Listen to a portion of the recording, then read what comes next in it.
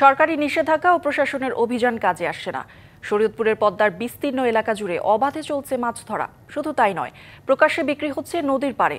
জেলেদের দাবি, পেটের দায়ে মাছ ধরতে বাধ্য হচ্ছেন তারা। যৌথ অভিযানে কিছু সমন্বয়হীনতার কারণেই এমনটা হচ্ছে বলে জানায় স্থানীয় প্রশাসন।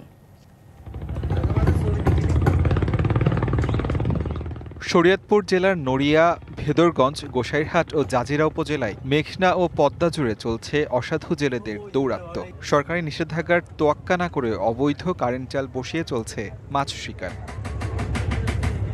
নদীর পাড়েই হাট বসিয়ে কম দামে বিক্রি হচ্ছে ইলিশ সহ এসব মাছ।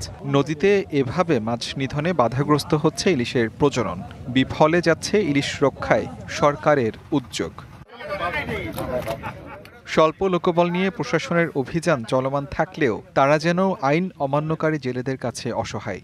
অভিযানে যে ধরনের জেলে পাচ্ছি তারা প্রকৃত জেলে না, তারা মৌসুমী জেলে। তাদের অসাধু ব্যবসায়ীরা দাদন দিয়া ভাড়া করে আনে।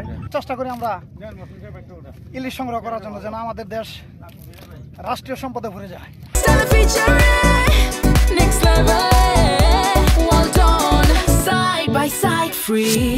অভিযানে আটক জেলেদের অনেকেই বলছেন পেটের দায়ে মাছ ধরছেন তারা। সরকারের কাছ থেকে তো আমরা কোনো সহযোগিতা পাইতেছি না। আমাদের এখানে যতগুলো জালু আছে, যদি হাতে গোনা 100 জালু থাকে 90 জনের বোধহয় পায় না। আমরা তো স্যার পেটের দায়ে আইছি।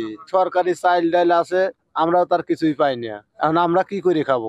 ইলিশের প্রজনন নির্বিঘ্ন করতে নৌপুলিশ, মৎস্য অধিদপ্তর, কোস্টগার্ড ও প্রশাসনের সমন্বয়ে 25শে অক্টোবর পর্যন্ত অভিযান অব্যাহত থাকবে বলে জানান সংশ্লিষ্টরা। মা ইলিশ রক্ষা অভিযান 2025-এর অংশ হিসেবে শরীয়তপুর জেলা পদ্মা এবং মেঘনা নদীতে আমরা অভিযান পরিচালনা করছি। এই অভিযানে নৌপুলিশ এবং মৎস্য অধিদপ্তরের টিম একযোগে আমরা কাজ করছি। আমাদের এই অভিযান চলমান থাকবে আগামী দিনগুলোতে। তবে যৌথ অভিযানে কিছু সমন্বয়হীনতা রয়েছে বলে জানান জাজিরার ইউএনও। প্রতিদিন 24 ঘন্টাই আসলে অভিযান চলছে। অনেকে আছে যে তারা মনে করে যে স্থলের পুলিশ নদীতে কেন যাবে, যেখানে নৌ পুলিশ আছে।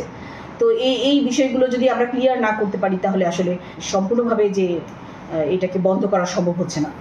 অভিযানে এ পর্যন্ত 42 লাখ মিটারের বেশি নিষিদ্ধ কারেন্ট জাল জব্দ করা হয়েছে। ইলিশ জব্দ করা হয়েছে 154 metric ton. DVC news desk.